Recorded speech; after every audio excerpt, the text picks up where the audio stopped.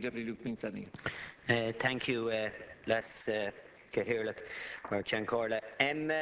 I think the consultation process really only began yesterday at the committee when John O'Connor, when consulted with and asked the incoming chairman of EirGrid, when asked would he live beside a pylon, he says, "I wouldn't like to live close to a pylon, but who would?"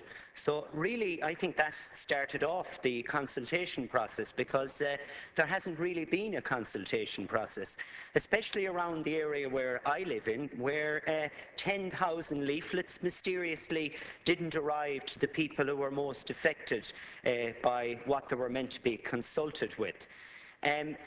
It's obvious at this stage that we're going to have to go back to the drawing board, because you've got to talk to people first. And if you were to have done that, first you would have established whether people were agreeable to them being overground, and if not, to look at the possibility of going underground. And then when you decided that, you decide which terrain you're going to put them through, because if you decide to go overground, you might need different terrain than if you're going to go underground. So sadly, the government doesn't seem to understand consultation. And if the government were to be running a matchmaking agency with the hope of marriage at the end of it for its clients, they would start off by marrying them without even getting them to talk to each other, and then they'd put them into marriage counselling and try and sort it out after the contract was signed. Well, that's not a good way to go about it. I think you need to get to know before you sign up to the contract. And that is the reason why we have the mess that we have now. We even have Jim Higgins, MEP, who's going to solve it out in Europe for us in the Petitions Committee.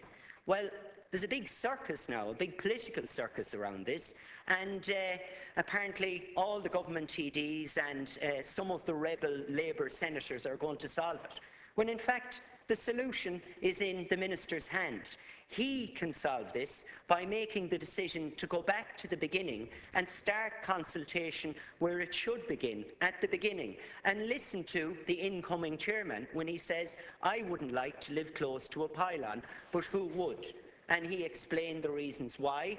He explained how he wouldn't like his view damaged, or how it would be some sort of disamenity. And he has said that he thinks people should be compensated if they're affected. Well, he's already confirmed that people will be affected. So you need to throw all that into the pile, but you need to go back to the beginning.